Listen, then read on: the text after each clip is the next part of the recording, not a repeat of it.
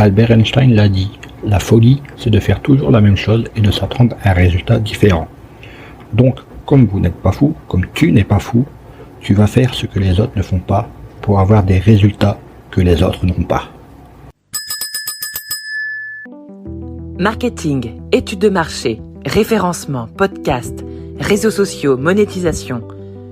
Le monde de l'entreprise n'est pas un long fleuve tranquille. Alors chaque jour, les clés du business vous permettent d'y voir plus clair avec des conseils et des astuces. De nombreux entrepreneurs cherchent des conseils.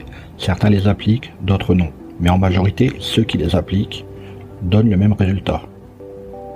Ainsi, si tu veux des résultats différents, je te conseille de ne pas suivre la mode, d'être à contre-courant de la mode.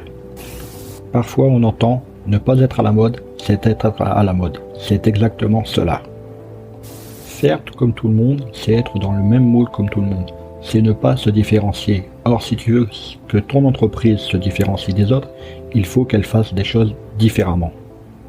Que ce soit dans sa présentation, dans son nom, dans son logo, dans les couleurs utilisées, dans les services ou produits proposés.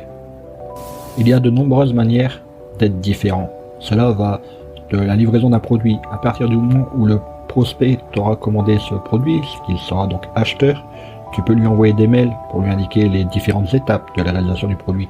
Nous allons bien prendre en considération votre commande. Votre commande sera traitée par Olivier.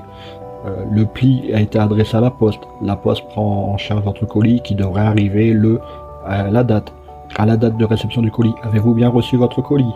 Tout cet aspect de relation avec le client fait que le client va se souvenir de l'entreprise par ce traitement différent. J'ai la société d'un ami qui fonctionne d'une manière différente. En fait, elle rembourse toujours le client, sans discuter. C'est satisfait ou remboursé. Elle ne cherche pas à savoir pourquoi elle n'est pas satisfait. Elle rembourse. Bon, par moment, elle tombe sur des voleurs qui se font rembourser sans aucune raison. Mais dans 95% des cas, les remboursements sont assumés. Les clients leur expliquent directement pourquoi le produit n'a pas été et quels sont les axes d'amélioration. Donc cette manière différente de réagir par rapport à une réclamation client lui permet de s'améliorer et d'améliorer les produits ainsi que la future relation avec les clients. Donc je n'ai plus que 2 mots à te donner. Au boulot pour faire différent.